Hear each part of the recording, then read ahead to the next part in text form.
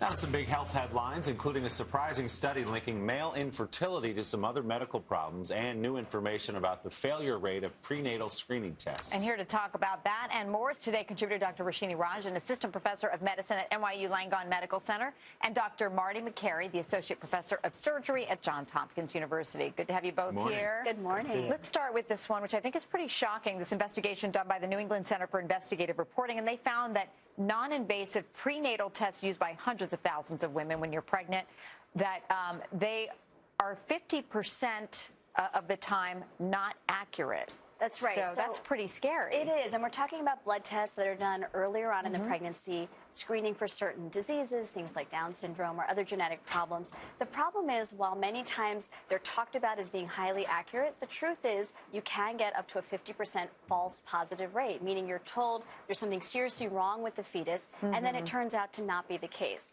So this is a big issue, and it's definitely something you need to discuss with your doctor before you get the test, whether you really want it and how you're going to act on that information. Dr. McCary, is it true they're not regulated by the FDA, these prenatal screening tests? It's unregulated by the FDA because it's non-invasive. And, you know, Willie, we have this tendency to over-test in healthcare.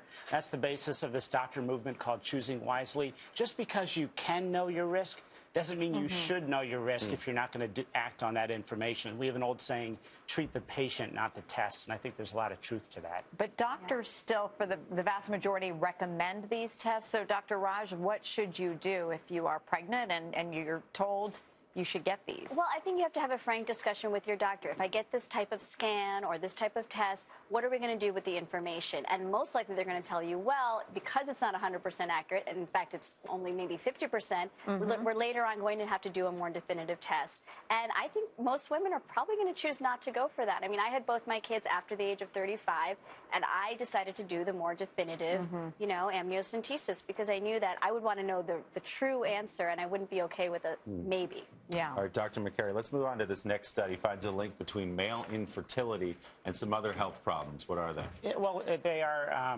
problems with the endocrine system, some skin disorders, and blood pressure. Now, some have suggested that infertility could be a marker or an early screening test of these other medical problems, but we don't know if it's a cause or effect. I think it may be related to the medications that people are taking for these other problems, and it may have the side effect. 30% of all couple infertility is due to the male factor. Oh, interesting. And it's interesting because these are young, relatively young men. The average age in the study was 37. So you don't often think about screening men of that age for these types of diseases, but if they are in infertility, you know, diagnosed, then they may need to be screened. All right. Well, finally, some good news for the yogis out there. I happen to be one of them. Yoga may be as good as aerobic exercise in reducing risk factors for cardiovascular disease. Yeah, I love this. We're just learning the benefits. We're learning more and more about the benefits of things like yoga, meditation, not only for our mental health, but our physical well-being. And this study really shows it helps specific risk factors for heart disease, things like high blood pressure, cholesterol, and BMI. But I do want to say this doesn't mean you shouldn't exercise out there. Right. Even though it's as good as exercise, we know exercise protects our body in so many other ways. Cancer prevention, dementia, all these other things, but incorporate it into your routine, and I think it's great. You know, we men have been fighting buying a yoga mat for 5,000 years now. Maybe it's time to find them out. Get a mat.